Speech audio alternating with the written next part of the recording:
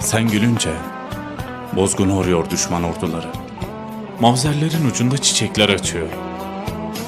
Kurşunlanan göğü katlayıp sandığa kaldırıyor beyaz Yemenili neneler. Bir asker çay demliyor iki siperin ortasında.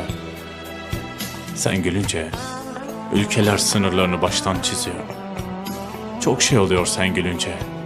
2.0 şiddetindeki depreme dayanamıyor Japonya. Ağaçlar dalında kuşları taşıyacak kudretini yitiriyor. Sen gülünce alt üst oluyor fizikte kanunlar. Kaç derecede kaynayacağını unutuyor ateşteki su.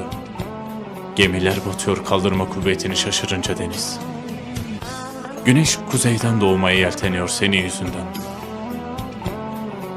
Beni hiç sorma. Ben zaten unutuyorum atımı, yaşımı, sokağımı. Ellerimi koyacak yer bulamıyorum sen gülünce. Dünyadaki tüm kuşlara yeni bir isim vermek geliyor içimden. Göçebe çadırlarını pembeye boyamak istiyorum bir sabah. Yanaklarıma siniyor al mahcubiyetim. Sen gülünce çok şey oluyor. Sonumuz oluyor o an. Kader sanki oraya kadar çizilmiş de şaşmışız ne yapacağımızı. Çok şey oluyor sen gülünce. Balıklar yüzmeyi unutuyor. İnsanlar yürümeyi. Sonumuz oluyor o an. Anlayacağın iki gözüm. Öyle kül mü oldu orta? Ah ne hayatlar ümidiyle zamansız yollara düştü.